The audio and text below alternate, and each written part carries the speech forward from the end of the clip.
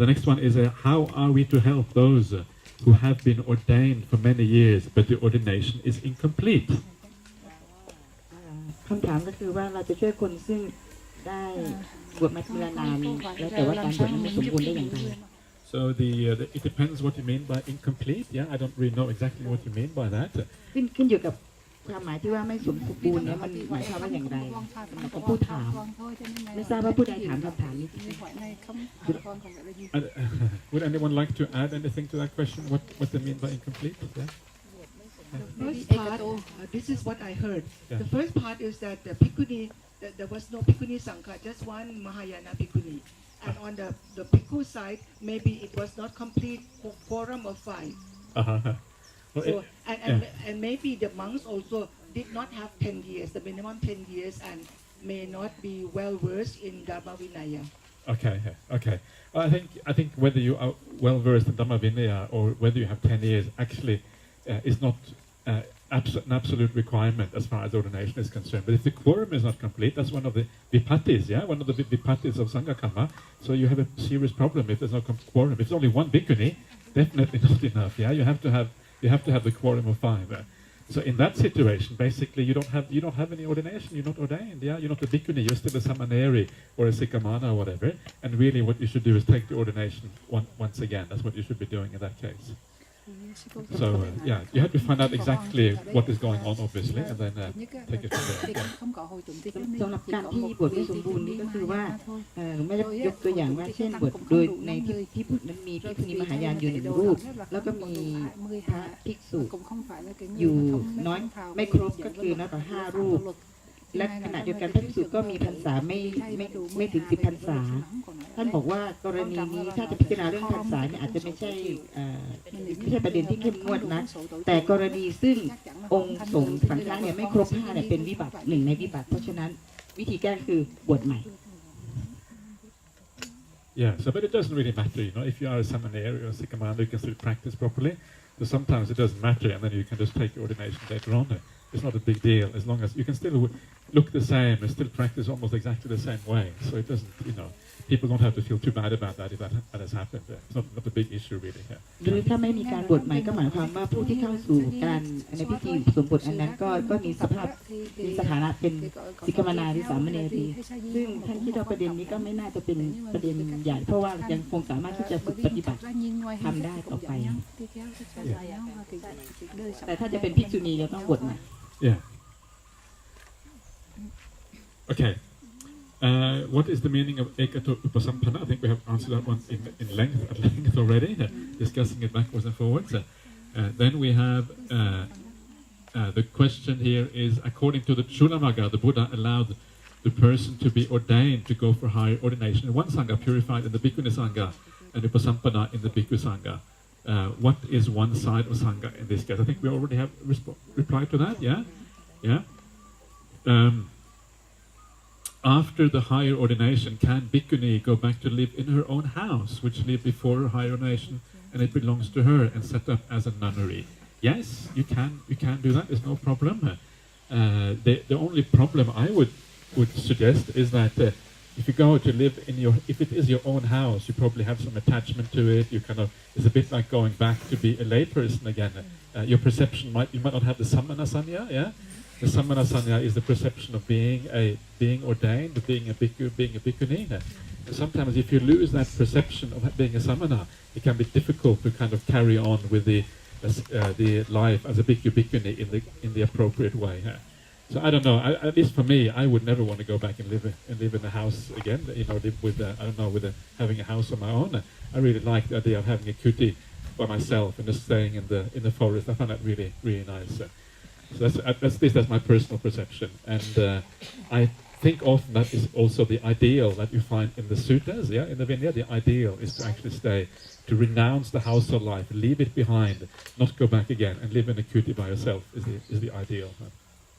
ก็สำหรับคำถามก็คือว่าสมมติว่ามีผู้หญิงคนหนึ่งบวชเป็นภิกษุณีแล้วก็กลับไปอยู่บ้านที่เดิมแล้วก็ทำบ้านตัวเองเนี่ยให้เป็นเหมือนสำนักสงฆ์เนี่ยเป็นไปได้ไหมท่านบอกว่าก็เป็นไปได้แต่ก็มีข้อ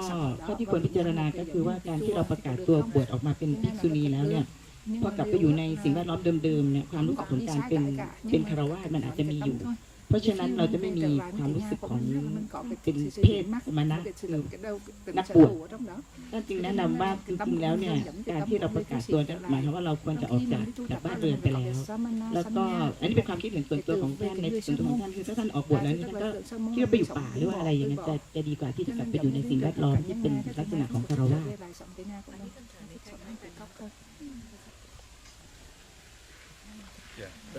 Another question? Yeah, I'll just finish. I'll just say a little bit more on this one. First of all, I just wanted to say that people are also very different, so it depends on the circumstances, it depends on so many factors. And if somebody thinks that this is the right way for them to do it, it's not wrong. It's certainly acceptable. So it's not, sometimes it's too easy to judge everyone in the same way, but people are always different. So I think if this works for somebody, that is also okay. แต่ถ้ากรณีที่ยังกลับไปอยู่ที่บ้านแล้วสามารถที่จะปฏิบัติได้ก็แล้วแต่บุคคลนั้นเพราะว่าแต่ละคนก็มีปัจจัยต่างๆไม่เหมือนกันเพราะฉะนั้นมันไม่ได้เป็นอะไรที่แบบตายตัวไม่ได้ผิด This is a question about a person who has been a seminary for 3 years and then took higher ordination in Sri Lanka for 2 years at Sanghādisesa she always spelled And if the relative would like to offer an aram and to build and separate a sangha, and how could she run that sangha to be beautiful and wouldn't any fault with any sikkhabut because of she staying alone. So this is a woman who has been seminary for 3 years, Bhikkhuni for 2 years, and somebody wants to offer her a monastery. Yeah, and she has to stay by herself. Can she stay by herself? That's the question. Yes, that's right. She afraid that would be. Yeah, transcript. Okay, so first of all, it depends where the monastery is. Yeah, it should ideally not be in the forest. This monastery is perfect because it's really nice and quiet, but it's not actually in the forest. It's connected to the village. The fields are around there. So this kind of thing, I think, would never be a problem, but also very beautiful for practice at the same time. So ideally, she should find something which is something like this, yeah, on the edge of a village somewhere, but which is still very quiet and very peaceful. This is the ideal, especially if you want to stay by yourself. I think that is what you have to do. The second thing is that, and this I was speaking with Ajahn Brahmali yesterday about this, and she said that in the beginning she was staying here by herself, and while she was doing that, she had like a connection with some of the neighbors here. Yeah, so if necessary, she could just call the neighbors if there was a problem. So what you need to do, you need to have some connection to the people around you, so that you are not staying by yourself. This is the idea, eka, yeah. Eka va ratting vipavaseya is Sanghādisesa number 3. So if you have a connection with somebody, even if just by phone, it means that you're not really alone. And if you're not alone, you cannot really breach that Sanghādisesa offense. So this is how you would have to look at this. So it depends on the circumstances. But if she sets it up in the right way, she has a good relationship with the neighbors, she has somebody who is friendly in the neighborhood, I think there is no problem with that. สำหรับคำตอบก็คือว่าจริงๆแล้วเนี่ยสามารถทำได้ท่านก็ยกตัวอย่างว่าเช่นอารามที่เนี่ยก็เป็นเหมือนอยู่ในป่าแล้วก็ประเด็นก็คือว่าเข้าใจว่าผู้ถามเนี่ยห่วงว่าการอยู่คนเดียวเนี่ยจะผิดสังฆาคำถามก็คือว่าเป็นสามเณรีมา3 ปีแล้วไปบวชอุปสมบทที่สังฆาธิดาที่ศรีลังกาได้2 ปีแล้วหากญาติโยมพี่น้องจะสร้างอารามให้จะแยกออกไปจะแยกจากสังฆาไปทำอย่างไรจึงจะงดงามเหมาะสมหรือจะผิดพระวินัยสิกขาบทใดเรื่องแยกตัวไปผู้เดียวหรือไม่คำตอบก็คือว่าก็ไม่น่าจะผิดถ้ามีเงื่อนไขนะก็คือว่าเนี่ยเช่นอารามแห่งเนี้ยก็จะมีแบบมีคล้ายๆเป็นเหมือนอยู่ป่าแต่ก็ไม่ได้เป็นป่าเพราะว่าก็ยังมีหมู่บ้านอยู่ล้อมรอบประเด็นที่เข้าใจว่าผู้ถามเองว่าจะผิดก็คือว่าเนื่องจากเป็นการแยกตัวอยู่เดี่ยวแต่หากว่าเราสามารถที่จะมีใครสักคนเป็นเพื่อนบ้านอยู่ที่อยู่ในระยะที่เราสามารถอะไรนะขอความช่วยเหลือได้ก็น่าจะเป็นไปได้เหมือนกันแล้วก็ไม่ได้ผิดอะไรตรงนี้แม้กระทั่งอาจจะใช้วิธีการโทรศัพท์ก็ได้เรื่องนี้เหมือนท่านก็ได้อธิบายไปแล้วครั้งหนึ่งว่าขอความช่วยเหลือในกรณีใช้โทรศัพท์หรือว่าอยู่ในใกล้พอสมควร there is a yesterday's question after you have already explained about Sanghādisesa number 4, the Karaka Sangha, and when we discuss among each other, it seems that it is still unclear for us that the Karaka Sangha should be from other Sangha or the same Sangha within the same Sima. It doesn't matter. It doesn't matter which Sangha it is. If you know that somebody has been okay, so let's bring it. Let me just bring it up again, so I know what I'm talking about, which is always very nice to know. It's a Kittaka. Yeah, okay, so one who has been expelled, isn't it? Yeah. So if somebody has been expelled, and if you want to reinstate this person after they have been expelled, you should have the permission of the Sangha that originally expelled the person. Yeah, regardless of which Sangha it is, regardless of where it is, you need to have the permission of that Sangha. This is really what all it means. So if it is a Sangha somewhere else, the important point is that you know that she was expelled. Yeah, that's the important point. Yeah. Is there any? คำถามเมื่อวานนี้ที่เราถามกันว่าถ้าสมมติมีภิกษุณีรูปหนึ่งเนี่ยถูกขับออกจากสังฆะไปเสร็จแล้วเนี่ยแล้วก็มีอีกสังฆะหนึ่งไปเรียกกลับมา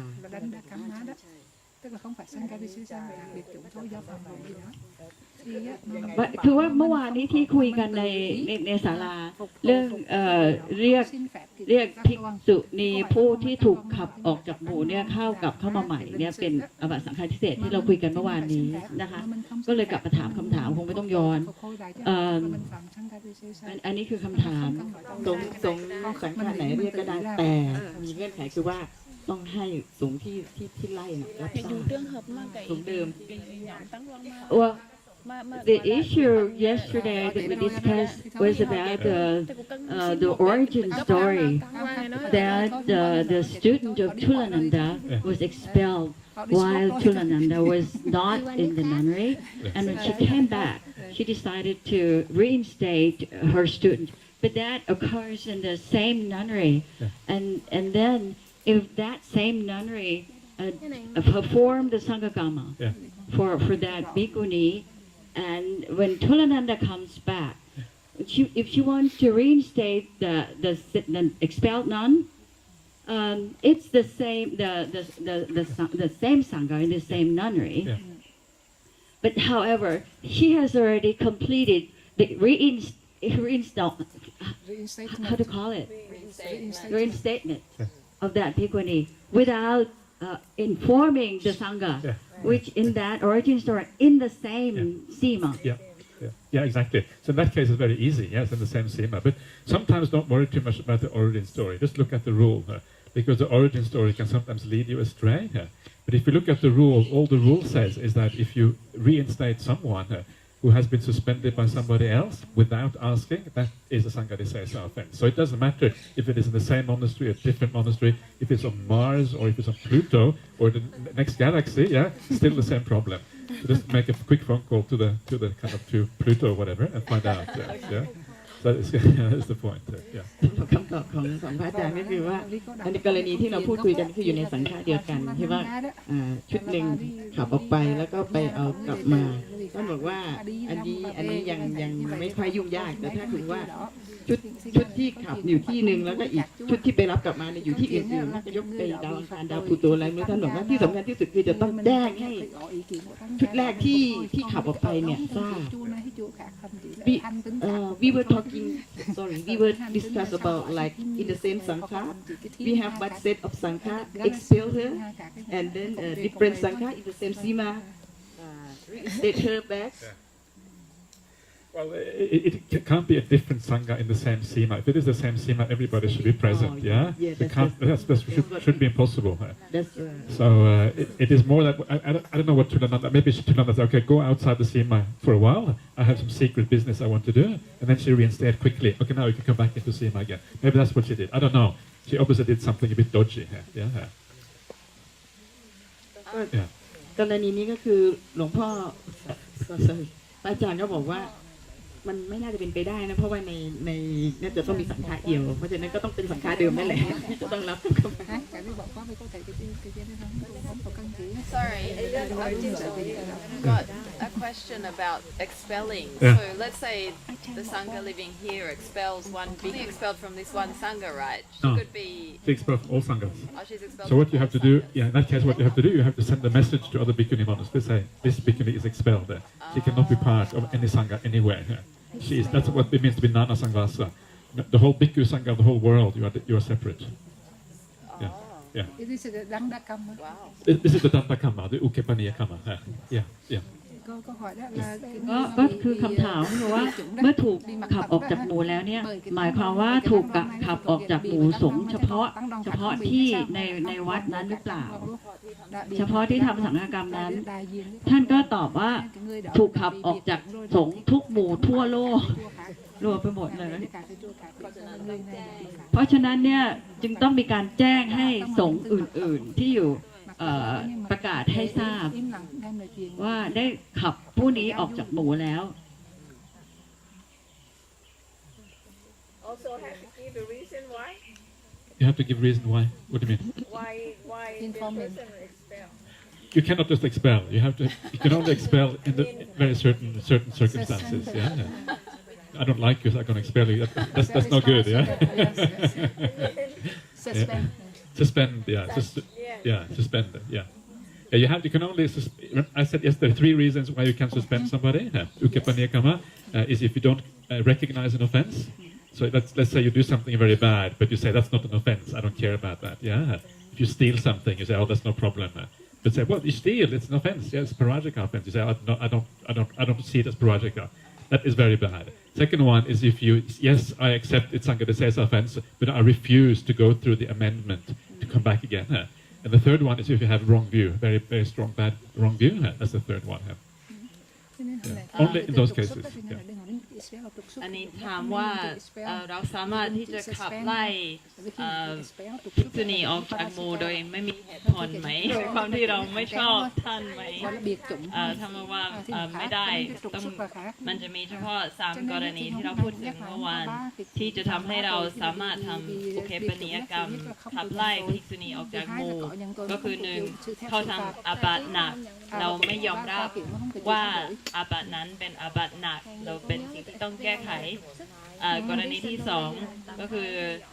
ทำอาบัติหนักแล้วเรารู้ว่าตัวเองทำแต่ว่าไม่ยอมที่จะแก้ไขแล้วก็กรณีที่3ก็คือมีมิจฉาทิฏฐิที่รุนแรงอันนี้จะเป็น3กรณีที่เราสามารถที่จะขับไล่ภิกษุณีออกจากหมู่ Regarding the textual timeline Ajahn Brahmali is proposing,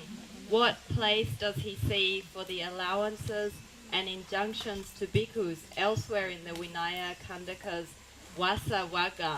with regards to ordaining bhikkhunis, sikkamanas and seminaries when bhikkhunis are not available? ตามลำดับของเวลาที่คุยกันตอนเช้าในวัดสักคันธกะมีการอนุญาตให้ภิกษุบวชให้ภิกษุณีสิกขามนาและสามเณรีหรือไม่ในวัดสักคันธกะ I think what you're talking about is this passage I have right in front of me now. It may happen, monks, that a trainee nun desires the full ordination and sends a message to the monks. Please come, venerables, I desire the full ordination. Yeah, I think that is what she's referring to. And similarly also for the samaneri who wants to become a sikkamana, etc. So in those cases, it is allowable for a monk to take sataha, yeah, and go to help with the ordination. I think that's what she's referring to. So I guess the question that she's asking is, does this refer to ordination by bhikkhus alone, or what does this actually refer to? This is what I think she's asking about. And is it possible to say? Yeah, you can't really tell from the brief. It's so short, so you cannot really say. It could refer to ordination by bhikkhus alone, but it is also very likely that it just refers to the confirmation by the bhikkhu sangha. Yeah, they may already have enough bhikkhunis to do the ordination, but they require more monks, so they're saying, oh, please come And in that case, you can take sataha to fulfill the quorum on the monk side. That would be my guess in this kind of situation. อันนี้ก็คือคำพูดในวัสสคันธกะก็จะเป็นกรณีของสิกขามนาที่ต้องการที่จะอุปสมบทเป็นภิกษุณีหรือว่าสามเณรีที่ต้องการที่จะรับการฝึกเป็นสิกขามนาที่จะรับสิกขาสมุดเป็นสิกขามนาแล้วก็คือคำถามก็น่าจะเป็นอันว่าก็คือภิกษุสามารถที่จะไปทำการบวชโดยฝ่ายเดียวโดยที่ไม่ต้องมีภิกษุณีสงฆ์ไหมแล้วก็พระอาจารย์ตอบว่าคือจากข้อมูลที่เรามีตรงนี้เราก็ไม่ทราบเลยว่าสถานการณ์เป็นยังไงเพราะข้อมูลมันให้แค่นี้แต่ว่าก็อาจจะเป็นกรณีที่ว่าภิกษุณีสงฆ์พอที่จะทำการบวชแต่ว่าส่วนของภิกษุสงฆ์ไม่เพียงพอก็เลยต้องนิมนต์อีกรูปหนึ่งมาทำเป็นครบองค์ภิกษุสงฆ์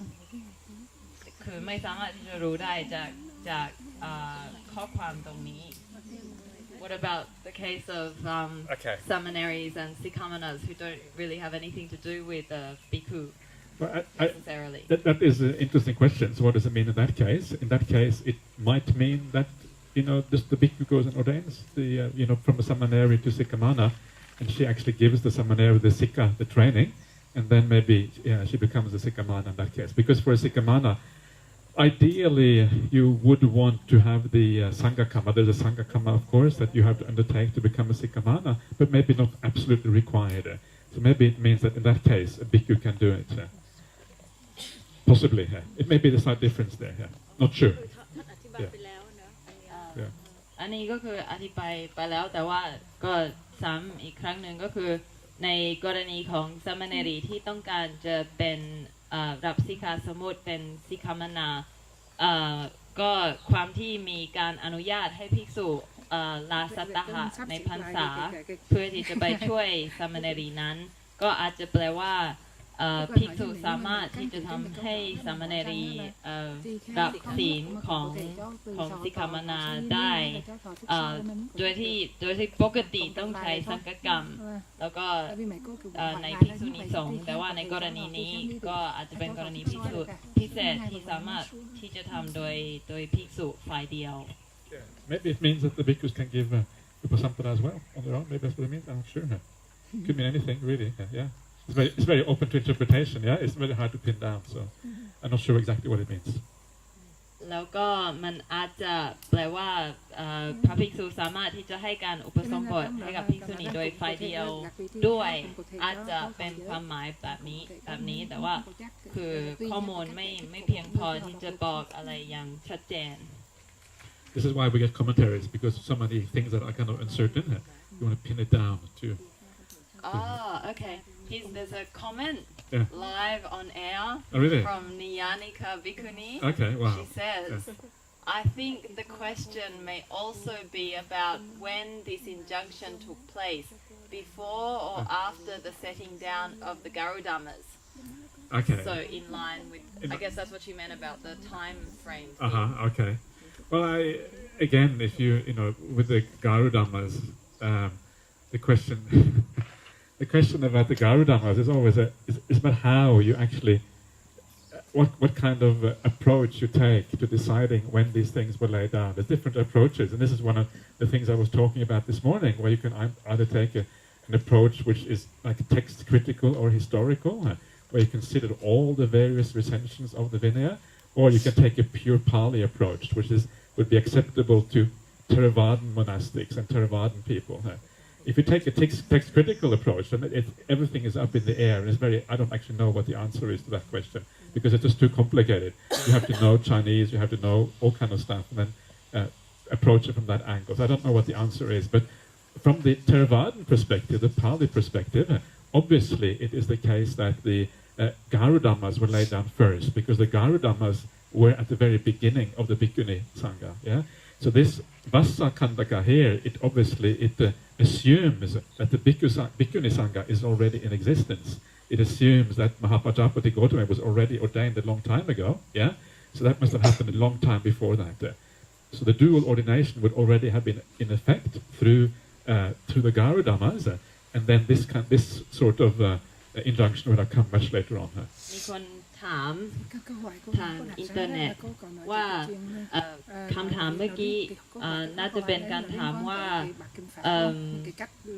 สิ่งที่เขียนไว้ในวัสสคันธกะบัญญัติไว้เมื่อไหร่เมื่อเทียบกับคารุธรรมแล้วการลำดับการเรียนคารุธรรมแล้วการบวชในสองฝ่ายโอเคแล้วก็ท่านก็ตอบว่าจริงๆคือมันมีวิธีที่ต่างกันที่เราจะใช้ในการเรียงลำดับเหตุการณ์ที่เกิดขึ้นในสมัยนั้นก็วิธีแรกก็คือวิธีของประวัติศาสตร์วิธีของการเปรียบเทียบระหว่างแต่ละนิกายซึ่งวิธีนี้ก็จะซับซ้อนมากแล้วก็ต้องรู้หลายภาษาต้องรู้ภาษาสันสกฤตต้องรู้ภาษาจีนแล้วก็ข้อมูลมากมายซึ่งท่านก็บอกว่าถ้าจะใช้วิธีนี้มันเกินความสามารถของท่านในขณะนี้แต่ว่าถ้าเราใช้วิธีที่สองก็คือการวิจัยเฉพาะนิกายของเทรวาสเฉพาะคัมภีร์ที่อยู่ในเทรวาสเท่านั้นเราก็จะเห็นว่าคือคารุธรรมมาอันดับแรกแล้วก็คือวัสสคันธกะแล้วก็สิ่งที่กล่าวไว้ในนั้นก็จะมาในภายหลังคือมาหลังจากที่พระภิกษุณีสงฆ์เป็นเรื่องที่แบบตั้งไว้ดีแล้วคือภิกษุณีสงฆ์มีอยู่แล้วจึงมาบัญญัติข้อมูลเพิ่มเติมในภายหลัง Bantashi has one question about Sanghati. She asks, can Sanghati be only one layer or must be two layers? Can be one layer, yeah. Can be one or two, yeah. Maximum two.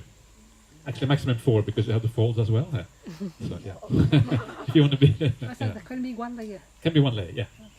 That's okay. Yeah, don't have to be 2 days. Yeah. ถามว่าสังฆติต้องเป็นกี่ชั้นต้องมีกี่ชั้น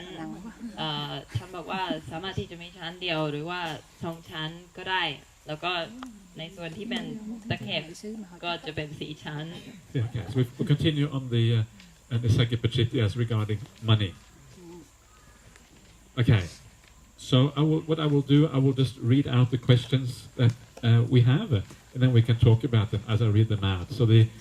again, we're talking about Nissaggiyā pācittiyā 18 for the bhikkhus, Nissaggiyā pācittiyā 21 for the bhikkhunis, and this is the one which says you're not supposed to receive or become the owner of money. Yeah, jata rupa rajata uganheva uganapeva upanikkhitang vasadiyaya. And this question here is as follows. When being offered an envelope with money inside, can the bhikkhuni buy something by handing the envelope to the shop and have the shop put the rest of the sum back into the envelope afterwards? In this case, she does not touch the money. Yeah? She may not know how much money is in the envelope or how much to be changed. Okay, so remember the point here is whether you become the owner of the money. Yeah, that is really the point. So if you receive the envelope, at that moment you think, my money, yeah, now I can buy whatever I want. At that moment you think, this is mine. That moment you have already committed an offense because you have become the owner of that money. So instead of doing that, what is a better way, according to the Vinaya, is that you have a Vayavachakara present. It can be a Ramika or Upasika, any kind of layperson. It could be even if you have an Anagarika in the monastery. So the idea then is that you bring the Vayavachakara along, and then you tell the layperson that this is my Vayavachakara, yeah, and basically you can't tell them to give the money to that person, but you can say, well, they can look after money for the monastic or something to that effect, or they can look after the money on your behalf, so that the layperson understands they are still the owner of the money. And then if I have need, I can go to the Vayavachakara and I can tell them of my need without actually ordering them to buy something specific. That would be the right procedure in this case. câu hỏi đặt ra đó là như là vì อันนี้คำถามก็คือว่าถ้าเรารับเงินในซองแล้วก็เราเอาไปที่ร้านแล้วก็เอาซองทั้งหมดให้กับแม่ค้าแล้วก็แม่ค้าก็เอาส่วนของเงินออกที่เราจำนวนเงินสิ่งของที่เราซื้อแล้วก็ส่วนที่เหลือส่วนถอนก็กลับใส่ในซองแล้วก็คืนเราแบบนี้ถือว่าผิดในสิกขาบทข้อนี้ไหมข้อที่ 21 ในนิสสักคีปาจิตติเราท่านก็บอกว่าประเด็นสำคัญก็คือว่าเรากลายเป็นเจ้าของเงินส่วนนั้นไหมอันนี้ก็คือประเด็นเพราะฉะนั้นถ้าเรารับซองนั้นแล้วก็ในใจของเราคิดว่านี่คือเงินของเราก็ผิดอยู่แล้วเราอาบัติอยู่แล้วในขณะนั้นในขณะที่เราเป็นเจ้าของในจิตของเราแต่ถ้าบอกว่าวิธีที่เราต้องใช้ในเรื่องของเงินก็คือเราต้องมีวัยวัจกรซึ่งจะเป็นคารวะหรือว่าจะเป็นแม่ชีหรือว่าเป็นอนาคาริกที่อยู่ในวัดแล้วก็เวลาที่เราออกไปข้างนอกเราพาวัยวัจกรของเราไปด้วยแล้วก็ถ้ามีโยมที่ประสงค์จะถวายเงินเราก็พูดกับโยมว่าอันนี้คือวัยวัจกรของเราเขาสามารถที่จะดูแลเงินแทนพวกเราได้แล้วก็อันนี้ก็จะทำให้โยมเข้าใจว่าคือโยมยังเป็นเจ้าของเงินเขาเพียงแค่ว่าฝากไว้กับวัยวัจกรเพื่อว่านักบวชจะมีเรื่องที่จะต้องใช้ในภายหลังแต่ไม่มีจุดใดที่นักบวชกลายเป็นเจ้าของเงินส่วนนั้น Does that make sense? Yeah. Difficult, yeah. There's a real case study right now because the lady just came with an envelope writing a foundation, Dhammamita Foundation. Give this to Dhammavijja Bhikkhuni Arama, so and so the address, 3,000 baht. Yeah. And it's in the envelope here. Yeah. What should we do? Yes. It just put on your table, was it? Yes. Yeah. It's right here. It's right here. I Okay. haven't touched it yet. Haven't touched it yet. Okay. Have you received it? Not yet. Okay, very good. You're very wise. Okay, that's very good. Yeah, done the right thing.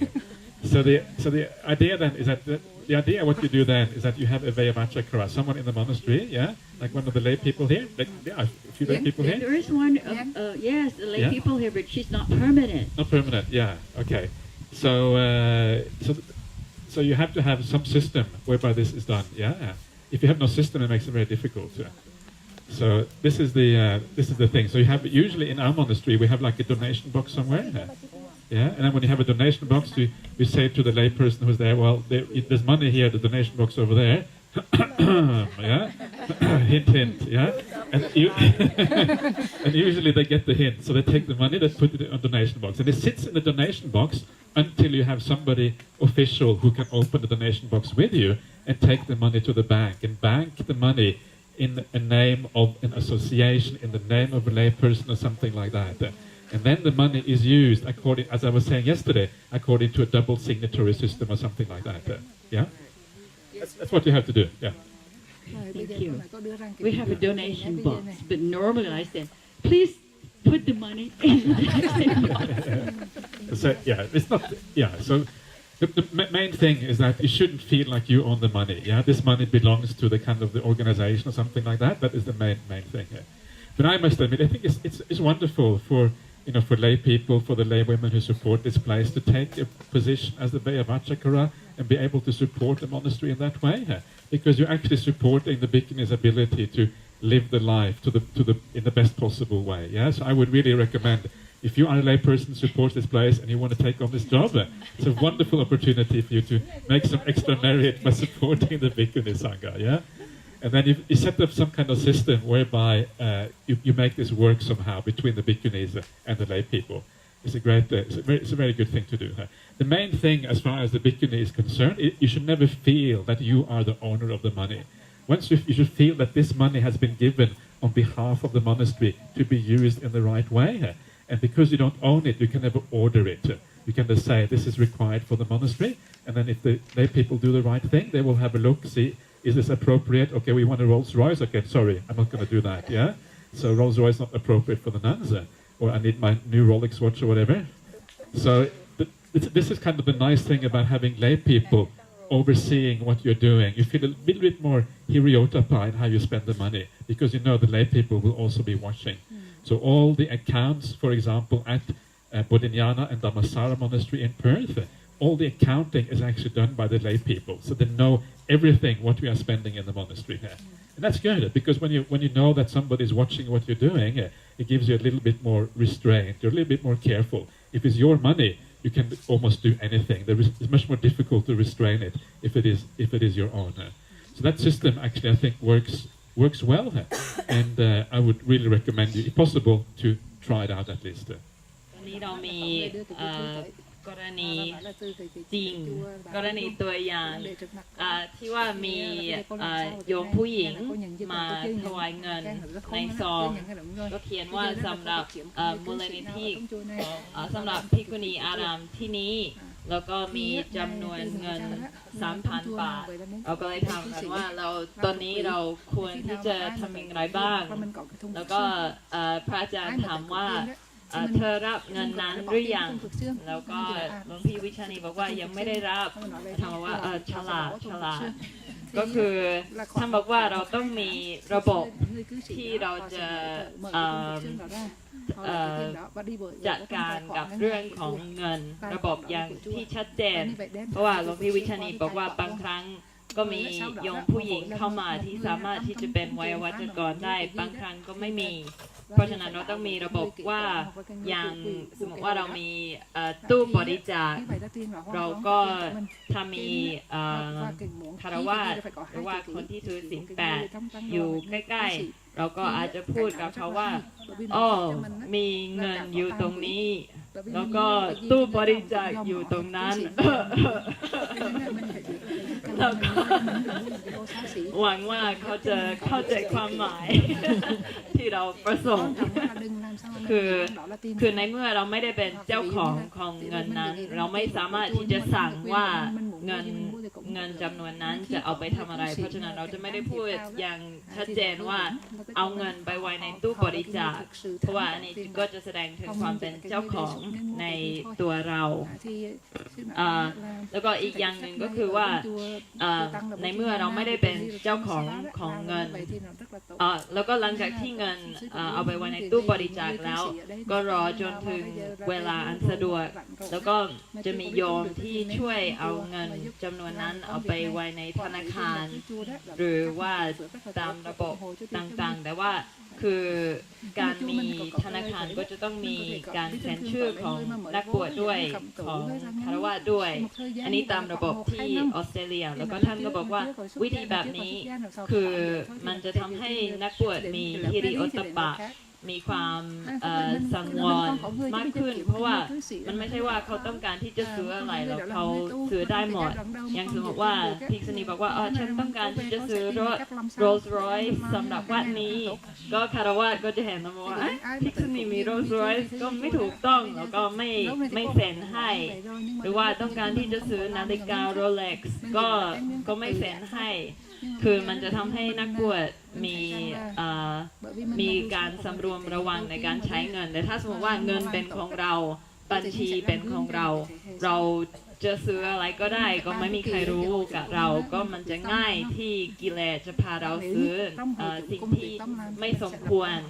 ต่อสมณเพศเพราะฉะนั้นคือใช่ก็คือต้องมีแล้วก็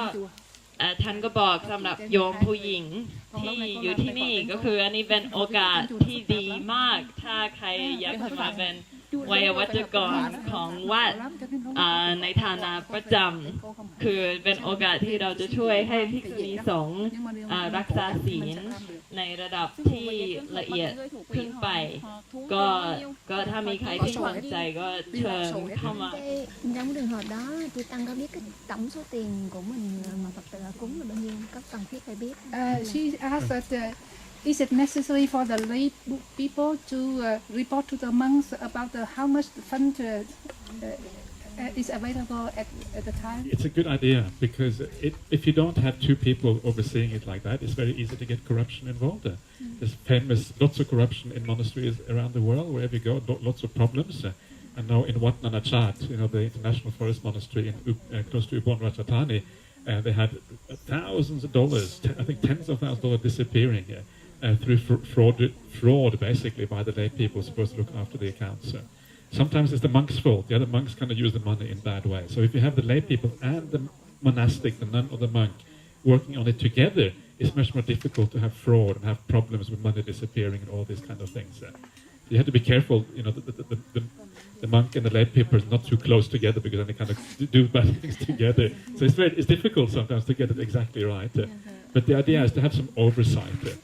So very often what we do is we have like a bank account, so things go into the bank account. Both the layperson and the monastic have access to the online so they can see how much is in there. When you count the money at donations, you often have a monastic present as you do the counting. You don't actually do the counting, you're just there to kind of see everything is okay. And then you have a follow-up system in this way to reduce the chance of corruption and problems. You mean the monastic only one representative from the Sangha? Oh. A trustworthy one, yeah? Only one trustworthy, an arahant, yeah. Yes. How about using credit card? Okay, so when it depends how you do it. So if the problem that if you buy something according to the rule, Nissaggiyā pācittiyā 20 for the monks, Nissaggiyā pācittiyā 23 for the Bhikkhunis, this is about bartering or about buying things. And according to that rule, to buy means that your goods, your things go to the other person person's things come to you. Yeah. So if you buy something, it's only if you use your money to buy something for yourself is a problem in that kind of situation. So for example, if you have a credit card, you have somebody else's credit card, you can't own the money anyway, so it has to be somebody else's credit card. Yeah, not the other bhikkhuni, but some other layperson. Yeah. I love to be a bit naughty. So go for it. So you have. But if you borrow a credit card in somebody else's name, it's their money, and you are buying something, ideally not for yourself, but say for the monastery or whatever, and usually I would say it is probably acceptable, especially if you have a layperson together with you, and they make the final push of the button. Yes, they see what you're doing, and they make the final transaction to go through. Then you have like double kind of control of what's happening here. Yeah. Our own credit card. Yeah. And then we buy something that necessary for our living. Yeah. So it's going to be a problem. You mean as a nun? You mean as a bhikkhuni? Yeah. It is a problem, yes, because if you do that, then you are using money which you feel belongs to you. This is my money, and I'm using it for my livelihood. And this is precisely what this Nissaggiyā pācittiyā rule is about. Okay, but is that like a pension money? Yeah. Same problem, yeah, because it's your money here, your pension money here. So we cannot get it. Cannot use. So what you should do is you should have an account which is like for the monastery or for a association or something like that, and then the pension money should go into that account. And then it can be used for the monastery. It's no longer your money. It belongs now to the monastery or it belongs to a large organization. And then it can be used in the right way for that purpose. It shouldn't be your personal money. อันนี้ถามว่าจำเป็นไหมคะว่าคารวาสต้องกลับมารายงานเรื่อง finance เรื่องการเงินให้นักบวชในวัดทราบไหมท่านบอกว่าคือมันควรที่จะเป็นระบบที่ว่านักบวชกับคารวาสคือทราบเรื่องการเงินพร้อมๆกันไม่อย่างนั้นมันอาจจะมีปัญหาว่าคารวาสก็เอาไปโกงเงินหรือว่าในบางครั้งอาจจะเป็นพระภิกษุโกงเงินเพราะว่าไม่มีใครที่จะมาเช็คอัพมาดูแลมาตรวจสอบ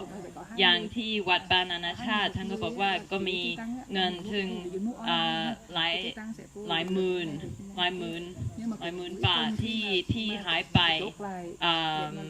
ก็เพราะไม่มีการตรวจสอบเรื่องของการเงิน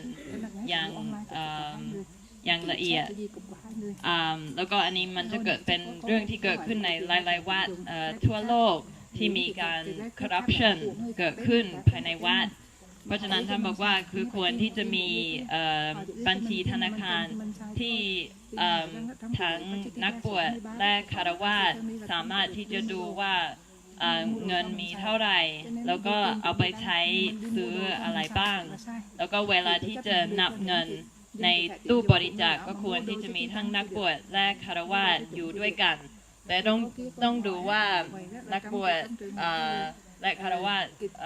พวกนั้นก็คือเป็นผู้ที่สามารถที่จะไว้ใจได้ก็คือเป็นผู้ซื่อสัตย์แล้วก็คำถามต่อไปก็คือเราสามารถที่จะใช้บัตรเครดิตของผู้อื่นมาซื้อของไหมคะแล้วก็อันนี้ก็คือประเด็นก็คือว่าเรารู้สึกว่ามันเป็นเงินของเราไหมคือถ้ามันเป็นบัตรเครดิตของผู้อื่นแล้วก็เขาอนุญาตให้เราซื้อบางสิ่งบางอย่างเราก็ไม่ได้มีความเป็นเจ้าของเงินจำนวนนั้นก็เราอาจจะไปซื้ออะไรบางอย่างแล้วก็ถ้าเป็นไปได้ว่าคฤหัสถ์เป็นคนที่กดครั้งสุดท้ายในการใช้บัตรเครดิตก็จะเป็นสิ่งที่ดีที่สุดแล้วก็จะดีกว่าถ้าเราไม่ซื้อของสำหรับส่วนตัวแต่ถ้าเราเอาไปซื้อของสำหรับวัดหรือว่าสิ่งที่วัดต้องการแล้วก็คำถามต่อไปก็คือถ้าเป็นบัตรเครดิตของเราเองแบบนี้ได้ไหมเราท่านบอกว่าถ้าแบบนี้มันก็เริ่มเป็นปัญหาแล้วเพราะว่าเรามีความเป็นเจ้าของคือเงินใน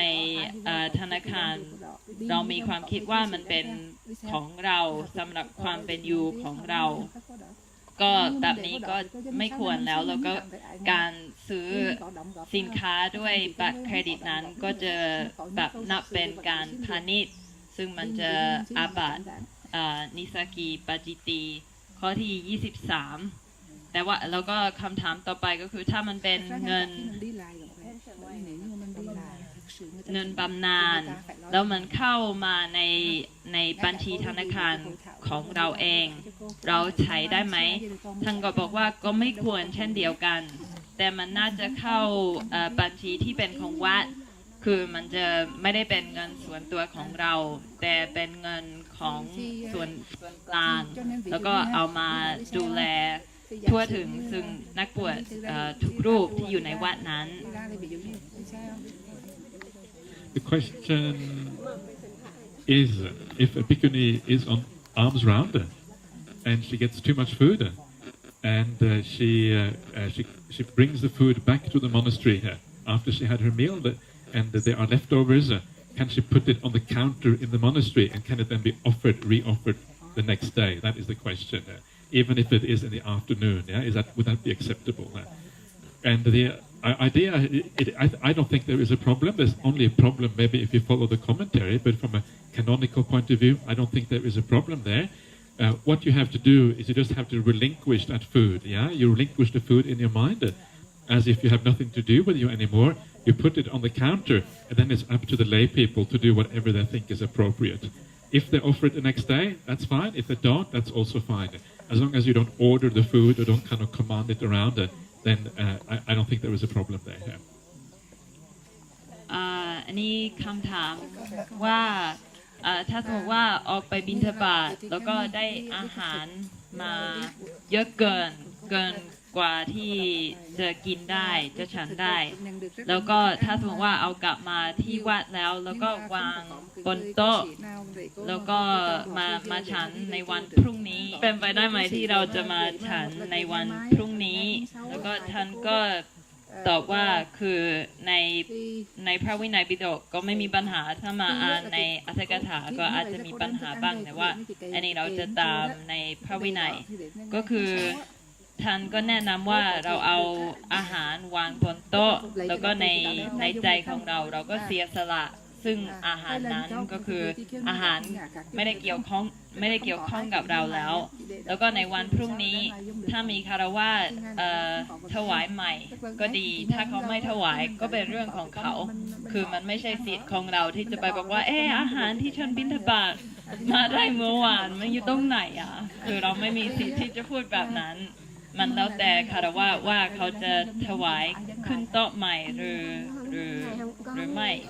It means that if she put it there on the counter, then the next morning she can use it. She cannot use it. Well, it has to be offered. Yeah, so she puts it on the counter and she leaves it for the lay people. So if the lay people offer it the next morning, that's good. If the lay people don't offer it, that's also okay. The lay people don't offer it, you cannot use. Yeah. No one offers it. They cannot use. Yeah. So you have to. You cannot order the lay people what to do with the food. You have to. They have to take the initiative. If they offer, great, you can use it. If they don't offer, okay, sorry, you can't use it in that case. So you just have to go with the flow. Yeah. I'm just going to ask a question just that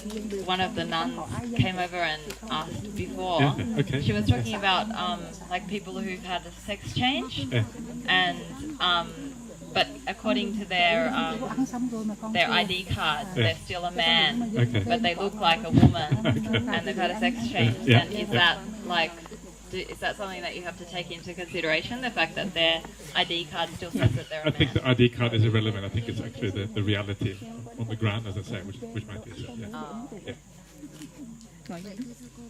อันนี้ก็คือถามว่ากรณีของคนที่แปลงเพศมาแล้วคือจากเพศชายแปลงเป็นเพศหญิงแล้วก็อยากจะไปบวชเป็นภิกษุณีแต่ว่าบัตรประจำตัวยังแสดงว่าเป็นผู้ชายอันนี้จะเป็นปัญหาไหมถ้าบอกว่าไม่เป็นปัญหาก็คือบัตรประจำตัวไม่เกี่ยวสิ่งที่เกี่ยวก็คือสภาพร่างกายของท่านในขณะนั้น Okay, they want to know in the case then of a woman who has a sex change to become a man, should she be able to then go and become a bhikkhu? Sure, yeah. Yep. ผู้หญิงแปลงเพศเป็นผู้ชายก็ไปบวชเป็นภิกษุได้ And I have a question with the pācittiyā number 100. 100, okay. Dhamma line by line. Oh, that one, okay. Yeah. So here is if should any bhikkhuni have an ordained person recite Dhamma line by line with her, it is to be confessed. Yeah. So what is the meaning behind? Yeah. So the Pali word is vachaya. Vachaya means to teach. Yeah. So what it means basically is that you're teaching the layperson line by line. That's what it means. So if it's like so you're kind of teaching them how to remember the Dhamma line by line, so they know exactly. That's what is not allowed. But if you kind of give them a book and they learn from the book, it is no problem. Yeah. In case in my temple, I have a class. So when I teach the bhikkhuni and samaneris, I also allow the lay people to attend in the class so that they can listen. Okay. What do you teach? How do you teach in the class? So, for example, I teach the samaneri vinaya or sometimes the patimokkha. Yeah, that's okay. This is learning by heart. Learning by heart, line by line. So it's actually learning by heart. It's like learning to recite. It's like learning to recite something. Is that what you're teaching, or do you teach in the vinaya? Yeah, that's a different thing. Yes. That's different. And even if I teach the Majjhima Nikaya, I also allow the lay people to. But that's okay. There's no problem to allow them to be there. It's only a problem if you are teaching them to recite line by line. Yeah, so they know exactly. They can say. They can recite the Patimokkha just like you. Yeah. Only then is a problem according to this rule. If you're just teaching a sutta, there's no issue here. I do this all the time myself, all the time, a lot, So this is the point of this is just that in ancient India, the way that you learn a sutta is you learn it by heart. That's the way you learn sutta, In these days we have books, so it's a completely different situation. This kind of rules really make any sense in our modern society because we learn almost everything from books. But in India, you're supposed to, as a monastic, you are supposed to be the specialist, And then you teach the lay people. They know just as much as you. So it's kind of looked down upon if you teach the lay people in that way.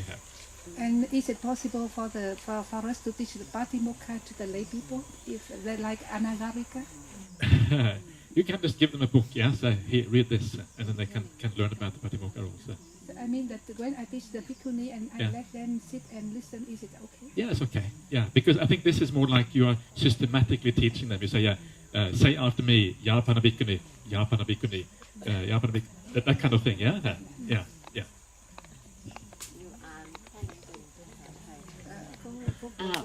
ปาจิตติยาข้อ100นะคะภิกษุณีใดสอนให้ผู้ที่ไม่ได้บวชกล่าวธรรมพร้อมกันเว้นแต่สวดพร้อมกันท่องพร้อมกันอนุปสัมปันกล่าวสวดอันนี้มันรวมคือพูดถึงเรื่องของสอนให้กล่าวธรรมพร้อมกันเป็นปาจิตติก็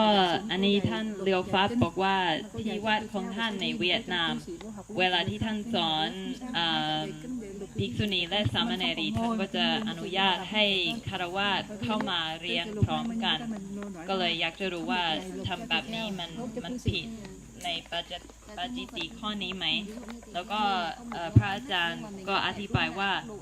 อันนี้ก็จะเป็นการอาบัติข้อนี้เฉพาะในกรณีที่เรากำลังสอนให้เขาท่องอย่างสมมติว่าเราบอกว่ายาปนาภิกขุณีแล้วก็คารวะก็ท่องตามเรายาพนะภิกขุณีอย่างนี้ก็คือแต่ว่าถ้าเราเป็นแค่การอธิบายเนื้อหาสาระการอธิบายเนื้อหาสาระของพระสูตรว่าของพระวินัยก็ไม่มีปัญหาแล้วก็ข้อนี้ก็คงจะเกี่ยวกับวิธีการเรียนในอินเดียโบราณก็คือว่านักบวชจะมีบทบาทให้จะมีหน้าที่เรียนพระสูตรโดยสามารถที่จะท่องคือสามารถที่จะจำพระสูตรทั้งหมดได้ซึ่งอันนั้นมันเป็นหน้าที่ของนักบวชแล้วก็ถ้าสมมติว่านักบวชไปสอนให้ฆราวาสสามารถที่จะจำพระสูตรได้เช่นเดียวกันก็จะอาจจะเป็นเรื่องที่ทำให้ฆราวาสแบบดูถูกนักบวชคือเหมือนกับว่าเขาก็จะตีเสมอกับนักบวชแต่ว่าถ้าเราสอนอย่างเดียวก็ไม่มีปัญหาแล้วก็พระอาจารย์บอกว่าเป็นสิ่งที่ท่านทำโดยปกติอยู่แล้วคือสอนพระสูตรให้กับฆราวาส